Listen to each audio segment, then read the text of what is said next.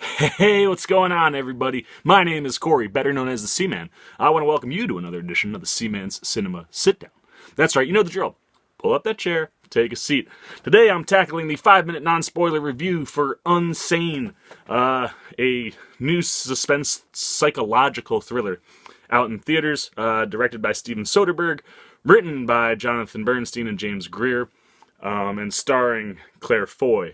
For those who are unfamiliar with the movie chronicles Sawyer Valentini, who goes to a mental hospital to talk to a doctor to deal with some post-traumatic stress stuff from a stalker situation she'd had in her past.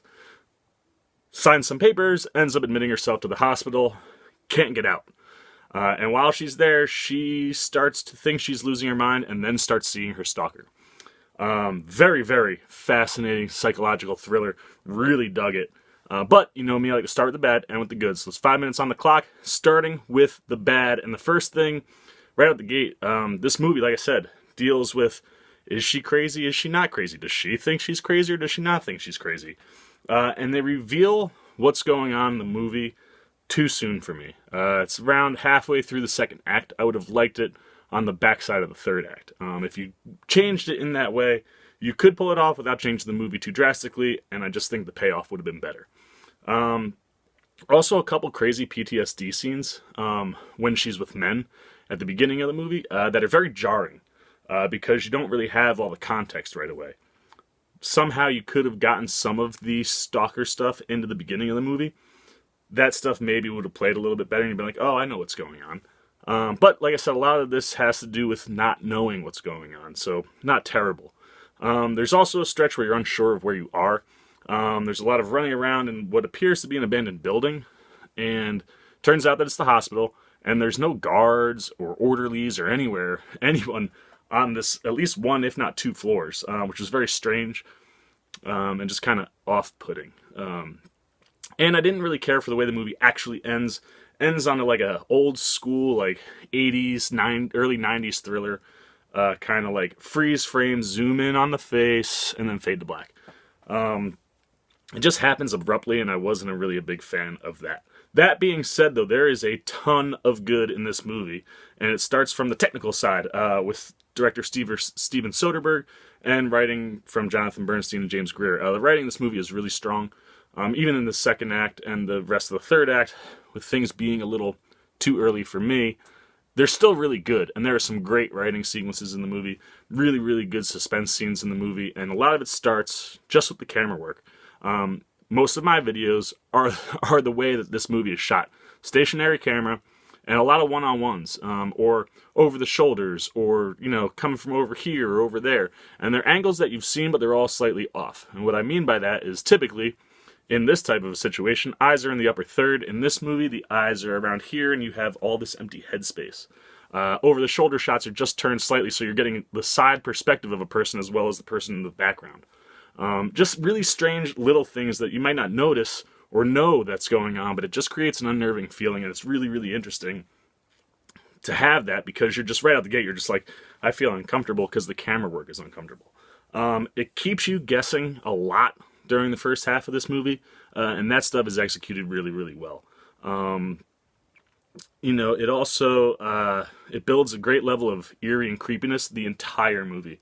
The whole movie, you just kind of feel unnerved.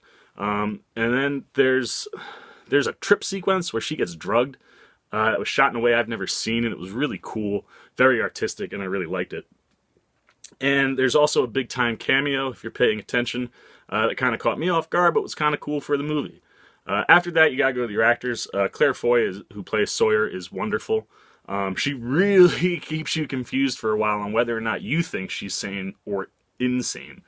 You know, and she has some really, really strong moments. There's a couple sequences inside a blue room with her co-star, David Strine, who plays the supposed stalker. And they're awesome, man. She goes off on a rant and just, like, tears into him, and it's just like, oh, man, that's so good. She just owns the scene and the screen. And for someone who I'm very unfamiliar with, I thought she was very, very strong. And then there are two scenes, like I said, two scenes in the room where she kind of breaks out into these rants and things, and it's pure gold from the acting side.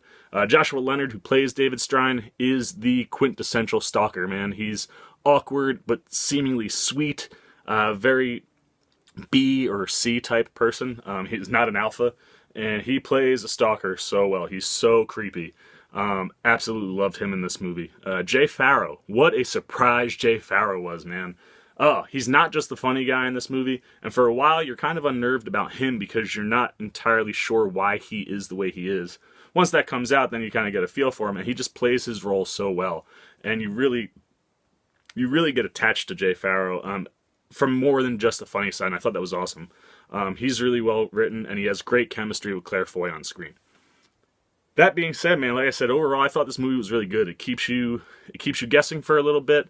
There's a lot of great suspense. There's a lot of psychological twists and thriller elements in this movie that are excellent. Move that pivot that happens about halfway through toward the back half, and I think you have a superb horror suspense thriller. There you go, guys. 5 minutes, no problem. The old Seaman's getting pretty damn good at this. That's all I got to say about Unsane. I really enjoyed it. Thought it was a fun, kind of cool-looking psychological thriller, something I hadn't quite seen before. Really, really excellent take from Soderbergh. Like I said, the camera work is really what does it for me in this film. If you've seen Unsane, or you haven't seen Unsane, now it's your turn to talk. Hit those comments. Let me know what you think about the movie. Did you like it, not like it? Do you want to go see it? Did I entice you enough to go see it? Did you like the video? If you did, please hit that thumbs up button. And as always, if you're new here, hit the subscribe and the bell buttons so you get alerts every time I make a new video. For the Seaman's Cinema Sit-Down, I am the Seaman, and I am signing off. Peace!